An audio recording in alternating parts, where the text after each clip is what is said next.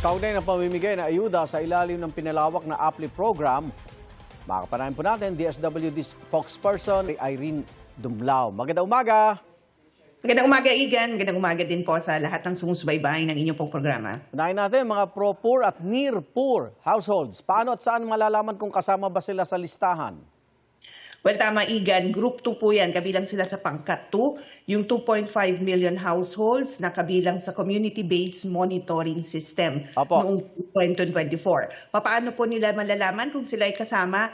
Ang local government unit po nila ay mag-i-inform sa kanila na sila ay kasama dito sa tatanggap ng uplift assistance at ang kanilang lokal na pamahalaan ang magsasabi din kung kailan at saan ang kanilang payout activity. May nagkiklaim na bagong mahirap kasama sila?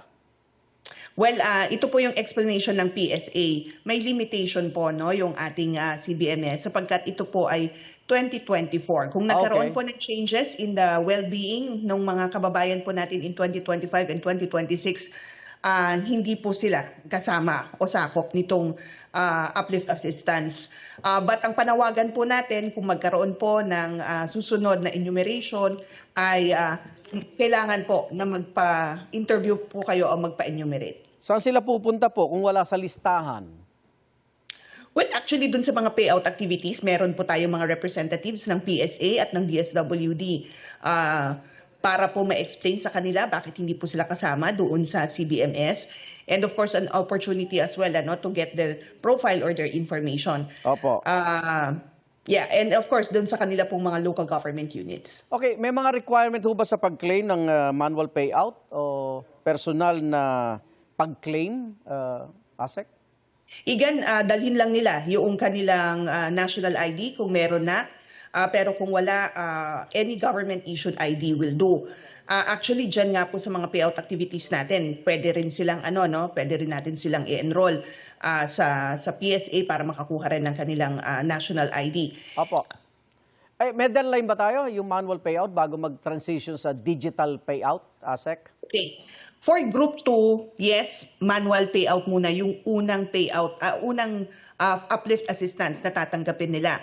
But the succeeding payouts, gagawin natin yan digital. Kasi dito sa first payout, i-enroll na natin sila either through sa Land Bank, sa GCash, o iba pang electronic wallet platforms. Kaya may representatives po tayo sa mga payout activities. But for the Group 1, yung 4-piece beneficiaries po natin, top up na po yan sa kanilang existing cash cards. Okay. And then yung pong walang gutong beneficiaries natin, manual payout pero isasabay sa kanilang redemption period. One time lang naman po for Group 1. And then yung Group 3, yung employed, yung pong merong SSS disbursement accounts, ika-credit na lang po sa kanila pong mga accounts. Sakaling hindi makakuha ng beneficiary yung kanilang ayuda ngayong July dahil may mga iba't iba silang dahilan, pwede ba i-claim to sa susunod na buwan, ASEC? Actually, they may send their representatives, Igan. Okay. Kasi meron naman, itong kaibahan noong uplift assistance dun sa naunang cash relief assistance distribution. Ngayon kasi targeted So alam natin kung sino-sino yung mga ibang miyembro ng pamilya na that could represent yung pong uplift assistance beneficiary natin. So may means of verification. Kaya inallow natin na a representative could claim in behalf of that individual. Paglilinaw po, yung one-time cash assistance para lang po sa mga benepisaryo ng 4-piece at walang gutong program. Yung iba Tama, po. Igan. So yung iba po, yung iba, 6 months silang tatanggap ng tig 2,000 piso. Yung kabilang sa Group 2, yung 2.5 million households na poor and near poor.